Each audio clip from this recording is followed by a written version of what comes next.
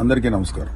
ఈ మధ్యన అంటే గత 2 రోజులుగా అంటే నేను మీటింగ్ అయిన తర్వాత ఈ మీడియాలో అంటే ఎస్పెషల్లీ సోషల్ మీడియాలో కొన్ని విషపు సర్క్యులేషన్స్ ప్రచారం అవుతున్నాయి.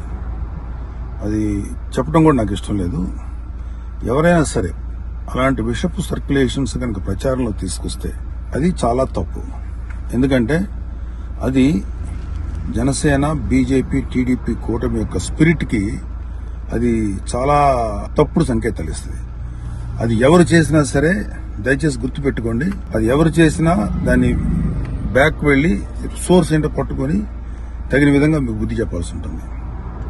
ఇది చాలా కష్టపడి పవన్ కళ్యాణ్ గారు, చంద్రబాబు నాయుడు గారు, అటు పక్కన మోడీ గారు, ఇటు పక్కన పురంధరేశ్వరి గారు బీజేపీ నుంచి కష్టపడి తయారు చేసిన ఒక అద్భుతమైనటువంటి కూటమి. ఈ కూటమి స్పిరిట్ కి ఎవరైనా సరే ఎఫెక్ట్ అయ్యేలాగా రాతలు రాస్తే మాత్రం చాలా తీవ్రమైనటువంటి చర్యలు తీసుకోవాల్సి ఉంటుంది.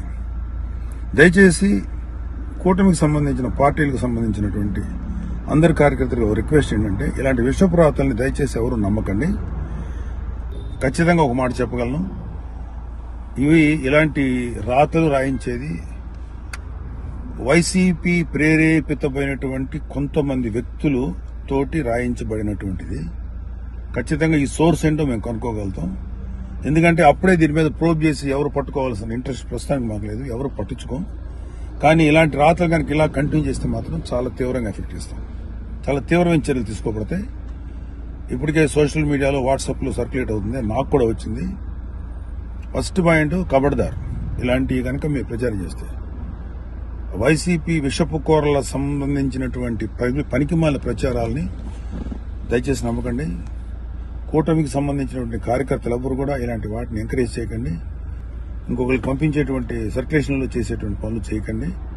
ఎక్కడో అక్కడ కట్ చేయండి దీన్ని. కూటమి స్పిరిట్కి దెబ్బ. ఎందుకంటే ఈ కూటమి 3 నాయకుల కష్టంతో చేసినటువంటి ఒక కూటమి ఇది. ఏ ఒక్కరి శ్రమ కూడా వృధా అయిపోయినా ఇది ఎవరైతే ఇట్లాంటి మాటలు ప్రచారం చేస్తారో వాళ్ళ మీద చాలా తీవ్రమైన చర్య తీసుకుంటాం.